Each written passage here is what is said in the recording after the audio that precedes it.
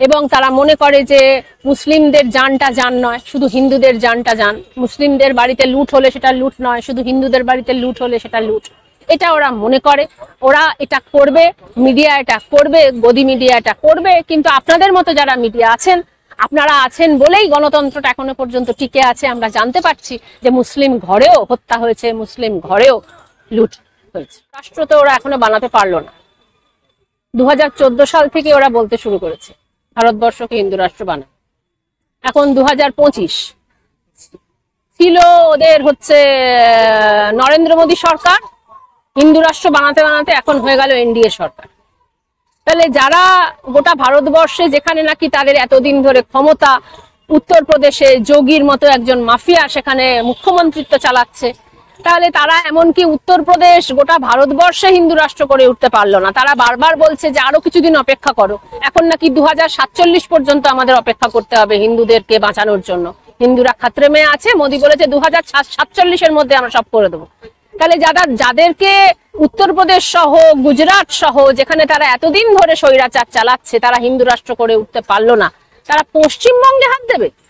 যে পশ্চিমবঙ্গ আজকে, যে পশ্চিমবঙ্গের সংস্কৃতি হচ্ছে চিত্তরঞ্জন দাসদের সংস্কৃতি। চিত্তরঞ্জন দাসরা এরকম মনে করেননি, হয়তো তোমরা জানো যে ধর্মনিরপেক্ষতা মানে শুধুমাত্র মুসলমানের ঈদে হিন্দুরা যাবে আর হিন্দুর দুর্গাপূজায় মুসলমানরা আসবে আর বাদবাকি সময় মুসলমানরা চাকর বাকর হয়ে থাকবে। এটা কিন্তু চিত্তরঞ্জন দাসের ধর্মনিরপেক্ষতা নয়। বেঙ্গল প্যাক্ট তিনি এখানে চালু করেছিলেন 100 বছর আগে। 100 বছর আগে তিনি মারা গেছিলেন এবং সেই বেঙ্গল প্যাক্ট অনুযায়ী সংখ্যালঘুদের জনপ্রতিনিধিত্ব তিনি নিশ্চিত করেছিলেন। পুরসভায় তিনি জনপ্রতিনিধিত্ব নিশ্চিত করেছিলেন, আসন সংরক্ষণ দিয়েছিলেন। আজকে শুভেন্দু অধিকারী বলছে মুসলমান বিধায়কদের চ্যাংদোলা করে ফেলে দেব। তার মানে গোটা দেশে বিজেপির কোনো মুসলিম জনপ্রতিনিধি নেই, সাংসদ নেই, মন্ত্রী নেই ক্যাবিনেটে।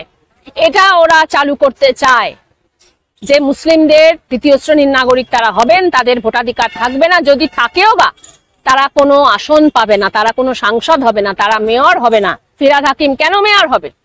তারা বিধায়ক হবে না।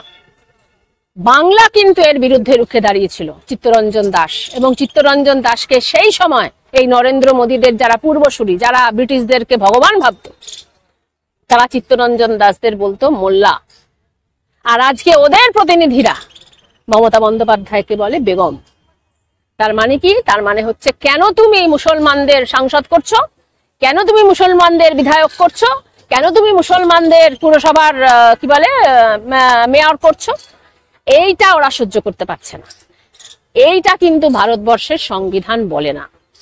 ফলত আজকে সুপ্রিম কোর্ট, নির্বাচন কমিশন যদি এদেরকে এত প্রশ্রয় না দিত, আমরা বাংলা ভাষায় বলি তোল্লাই না দিত, সুকান্ত মজুমদার, শুভেন্দু অধিকারী, নরেন্দ্র মোদী তারা যখন উস্কানিমূলক বক্তব্য রেখে যাচ্ছে, নরেন্দ্র মোদী কি বললো যে 2000 গোদ্রার পর, মানে তাদের যে গণহত্যা, সেই গণহত্যার পর গুজরাটে আর কোনো দাঙ্গা হয়নি। তার মানে কি? তার মানে গণহত্যাটা হয়েছে, ভালো হয়েছে। তারা নির্বাচন কমিশন কেন নরেন্দ্র মোদীর বাড়িতে একটা চিঠি পাঠালো না যে তোমার আর কিন্তু নির্বাচনে দাঁড়ানো হবে না বাপু, সামলে চলো? যখন বলছে চ্যাংদোলা করে ফেলে দেবো, যখন সুকান্ত বাবু অশ্লীল কথা বলছেন, কেন নির্বাচন কমিশন বললো না যে তোমাদের কিন্তু আর 26 সালের স্বপ্ন দেখা ছেড়ে দাও, তোমাদের কিন্তু আর ভোটেই দাঁড়ানো হবে না? কেন আদালত উমার খালিদকে বলছে তাকে গ্রেপ্তার করে রাখছে 4 বছর, এখনো পর্যন্ত প্রমাণিত হয়নি? দিল্লিতে দাঙ্গা করার জন্য নাকি সে উস্কানি দিয়েছিল। তাহলে এই যে মুর্শিদাবাদে দাঙ্গা করার জন্য বিজেপির নেতারা উস্কানি দিয়ে গেল, মোহন ভাগবত 10 দিন ধরে ঘুরে গেল, রাজ্যপাল আজকে তাদের হয়ে হিন্দু বাড়িতে গেল, মুসলমান বাড়িতে গেল না, তাদের মহিলা কমিশনের প্রতিনিধিরা এখানে এসে নানা ধরনের উস্কানিমূলক বক্তব্য দিয়ে গেল। তাহলে এটা করতে পারছে কেন?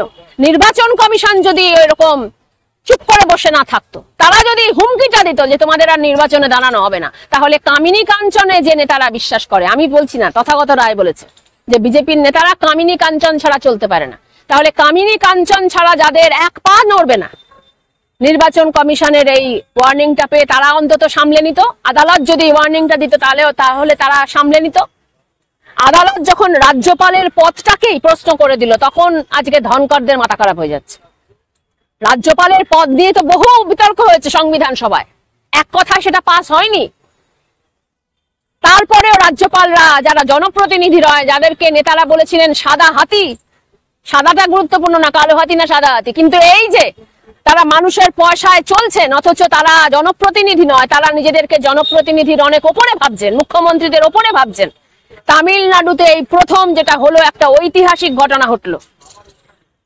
রাজ্যপালের সই অর্থাৎ রাষ্ট্রপতির সই ছাড়া আইন পাস হয়ে গেল, অর্থাৎ রাজ্যপালের পদটাকেই কিন্তু আজকে প্রশ্ন করে দিল সুপ্রিম কোর্ট। আর ধনকরদের তখন মাথা খারাপ হয়ে যাচ্ছে। তা ধনকরদের মাথা খারাপ কেন হয়নি?